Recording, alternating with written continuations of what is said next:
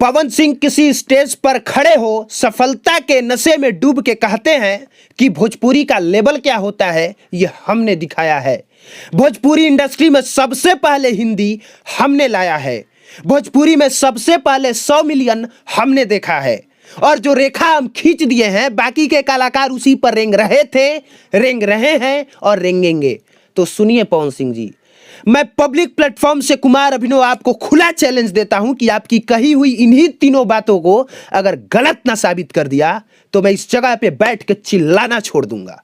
क्योंकि ना तो भोजपुरी इंडस्ट्री में हिंदी आपने लाया है, ना ही सबसे पहले 100 मिलियन आपने देखा है और ना ही आपने कोई ऐसी रेखा खींची है जिस पर बाकी कलाकारों को रेंगना पड़े। क्योंकि अगर आपको लगता है कि पायल देव के साथ हम बादल बन जाई त तू बारिश बन के आई है ये गाना गा देने से, या फिर सोनू निगम के साथ छठ वाला गीत बना देने से, अगर आपको लगता है कि भोजपुरी इंडस्ट्री में हिंदी सबसे पहले आप लेके आए तो आप गलत हैं पवन सिंह जी। क्योंकि जब आप पैदा भी नहीं हुए थे ना, ये भोजपुरी इंडस्ट्री तब से है और तब से हिंदी के लीजेंड गायक भोजपुरी में गाने गाते रहे हैं। एक बार फिर से सुनिए, जब से आप पैदा नहीं हुए थे तब से ये भोजपुरी इंडस्ट्री है और उसी समय से हिंदी के लीजेंड गायक भोजपुरी में गाने गाते रहे हैं। किशोर कुमार, मोहम्मद रफ़ी, सुरेश वाडकर, लता मंगेशकर और आशा भोसले जैसे हिंदी गायक भोजपुरी में गाने गाते थे। कहिए तो हम ही लोगों का गाया हुआ गाना भी बता देते हैं और वो भोजपुरी फिल्म भी बता देंगे जिस भोजपुरी फिल्मों में इन गायकों ने गाना गाया है। लेकिन इसके बाद पवन सिंह जी मत कहिएगा कि भोजपुरी इंडस्ट्री में हिंदी हम लेके आए। भोजपुरी इंडस्ट्री की पहली फिल्म गंगा मैया तोहे पियरी चढ़ाई, उस फिल्म में गाना लता मंगेशकर जी ने गाया है। और अगर यकीन ना हो तो शौक से जाके यूट्यूब और गूगल पे सर्च कर लीजिएगा। एक और फिल्म है गंगा किनारे मोरा गांव और उसमें का एक गाना है कहे के त सभे के हुआ आपन आपन कहावे वाला केबा। उस गाने को लता मंगेशकर जी की बहन उषा मंगेशकर जी ने गाया है। मोहम्मद रफ़ी और किशोर कुमार ने भी भोजपुरी इंडस्ट्री में गाने गाए हैं। गाना का नाम भी बता देते हैं। मोहम्मद रफ़ी जी ने भोजपुरी फिल्म बलम परदेसिया में गाने गाए हैं और जाने कैसन जादू कैलू देहलू मंतर मार आ हो गई नी हम तहार, इस गाने को किशोर कुमार जी ने गाया है। तो ये पवन सिंह जी जरा बताइए तो कब आप सबसे पहले भोजपुरी इंडस्ट्री में हिंदी गायकों को आप कैसे लेके आ गए?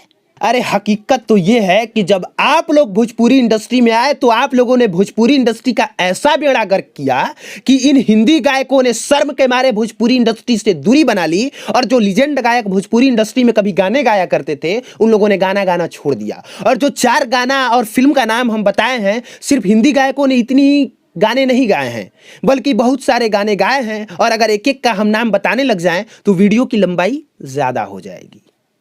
बाकी आपने कौन सा रेखा खींच दिया है पवन सिंह जी जिस पर बाकी के कलाकार रेंग रहे थे, रेंग रहे हैं और रेंगेंगे? पाला सटा के वाला रेखा कि मारत मजा बिन बिया है मजा वाला रेखा कि छलकता हमरो जवनिया ए राजा वाला रेखा कि राते दिया पिता बुता के पिया क्या क्या किया वाला रेखा? कौन सा रेखा पवन सिंह जी? अरे सच तो यह है कि आपसे पहले वाले कलाकारों ने इतनी लंबी रेखा खींच दी है जिस पर आप रेंग रहे हैं और दूसरे जन्म तक रेंगते रहेंगे। अगर आपने कोई रेखा खींचा है तो अश्लीलता की जरूर इतनी लंबी रेखा खींच दी है जिस पर बाकी दूसरे कलाकारों को पार करने के लिए वक्त लग जाएगा। भोजपुरी में लेवल की बात करने वाले पवन सिंह जी, आप तो ये तक नहीं जानते कि भोजपुरी इंडस्ट्री का एक वो भी वक्त आया था जब भोजपुरी इंडस्ट्री पूरी तरह से डूब गई थी और उस समय के हीरो नाजिर हुसैन, सुजीत कुमार, राकेश पांडे, कुणाल और रवि किशन हुआ करते थे। और जाके पूछिएगा रवि किशन जी से कि रवि किशन जी आपके होते कैसे भोजपुरी इंडस्ट्री पूरी तरह से डूब गई थी, अपने सैया अवस्था पर चली गई थी और भोजपुरी इंडस्ट्री में कोई भी पैसा लगा के फिल्म नहीं बनाना चाहता था। तब मनोज तिवारी की एक फिल्म आई थी ससुरा बड़ा पैसा वाला। वो मनोज तिवारी और मनोज तिवारी की फिल्म थी जिसने भोजपुरी इंडस्ट्री को एक नई संजीवनी दी, जिसके बाद से भोजपुरी इंडस्ट्री ने एक नया मुकाम हासिल किया और आप आके उसी ट्रेंड पर रेंग रहे हैं और दूसरे कलाकारों को कहते हैं कि हमने रेखा खींचा है जिस पर बाकी लोग रेंगेंगे। आपको बता देते हैं पवन सिंह जी कि जब मनोज तिवारी की फिल्म ससुरा बड़ा पैसा वाला आई थी तब बिहार, यूपी और झारखंड का कोई ऐसा सिनेमा हॉल नहीं रहा होगा जहां वो फिल्म ना लगी होगी और भोजपुरी इंडस्ट्री उस समय पूरे देश भर में मशहूर हुआ था। बाकी सब इतिहास जानने में आपको वक्त लग जाएगा। क्योंकि आप एक दूसरी ही रेखा खींचने में इतने मशगूल रहते हैं कि आपको पता ही नहीं चलता कि जिस स्वर पर आप इतना कूद और उछल कूदम मचा रहे हैं, बाकी लोग इससे बड़ा बड़ा इतिहास बना चुका है।